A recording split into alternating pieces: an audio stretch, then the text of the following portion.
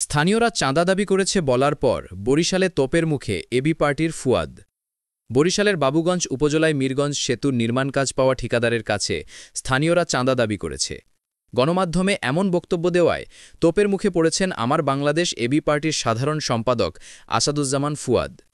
আজ রোববার দুপুর ১২টার দিকে উপজেলার আড়িয়ালখা নদের ওপর মিরগঞ্জ সেতুর ভিত্তিপ্রস্তর স্থাপন ও উদ্বোধনী অনুষ্ঠান শেষে এ ঘটনা ঘটে। এ সময় এবি পার্টি ও বিএনপি নেতাকর্মীদের মধ্যে ধাক্কাধাক্কিও হয়। প্রত্যক্ষদর্শীরা জানান, অনুষ্ঠানে সড়ক ও সেতু উপদেষ্টা ফাউজুল কবির খান এবং নৌপরিবহন উপদেষ্টা এম শাখাওয়াত হোসেন উপস্থিত ছিলেন। তারা অনুষ্ঠানস্থল ত্যাগ করার পর ভিত্তিপ্রস্তরের সামনে দাঁড়িয়ে সাংবাদিকদের সঙ্গে কথা বলছিলেন এবি পার্টির সাধারণ সম্পাদক আসাদুজ্জামান। এ সময় নৌ পরিবহন উপদেষ্টার একটি বক্তব্যের প্রসঙ্গ টেনে আসাদুজ্জামান বলেন, মিরগঞ্জ সেতুর ঠিকাদারদের কাছে স্থানীয়রা চাঁদা দাবি করেছে। তার এই বক্তব্যে সেখানে উপস্থিত স্থানীয় বিএনপি ও সহযোগী সংগঠনের নেতাকর্মীরা ক্ষুব্ধ হয়ে ওঠেন। এক পর্যায়ে তারা আসাদুজ্জামানের সঙ্গে বাদানুবাদে জড়ান এবং কয়েকজনকে তেড়ে আসতে দেখা যায়। পরে ভুয়া ভুয়া বলে স্লোগান দিতে থাকেন বিক্ষুব্ধ লোকজন। পরিস্থিতি উত্তপ্ত হয়ে উঠলে আসাদুজ্জামান তার নেতাকর্মীদের নিয়ে অনুষ্ঠানস্থল ত্যাগ করেন। বিএনপি নেতাকর্মীরাও ভুয়া ভুয়া সহ বিভিন্ন উত্তেজনাকর স্লোগান দিতে দিতে তাকে অনুসরণ করেন। পরে পুলিশ ঘটনাস্থলে পৌঁছে পরিস্থিতি নিয়ন্ত্রণে আনে। ঘটনার পর আসাদুজ্জামানের মন্তব্যের প্রতিবাদে স্থানীয় বিএনপি নেতাকর্মীরা বিক্ষোভ সমাবেশ করেন। এতে বক্তব্য দেন বাবুগঞ্জ উপজেলা ছাত্রদলের আহ্বায়ক আতিকুর রহমান আল আমিন। আতিকুর রহমান বলেন, আসাদুজ্জামান ফুয়াদের মন্তব্যে নেতাকর্মী ও সাধারণ মানুষ ক্ষুব্ধ হয়ে বিক্ষোভ করেছেন।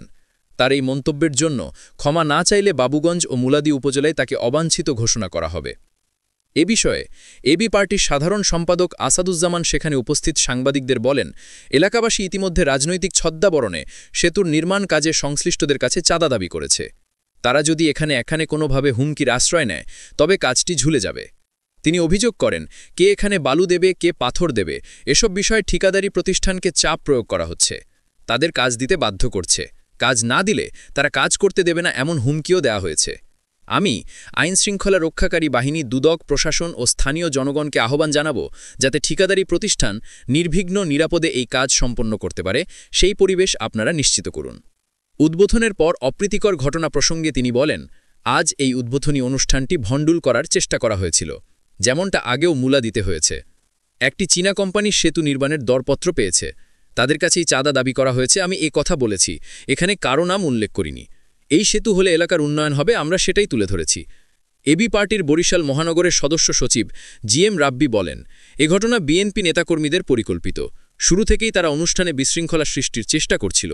গায়ে পড়ে তারা এই পরিস্থিতি তৈরি করেছে।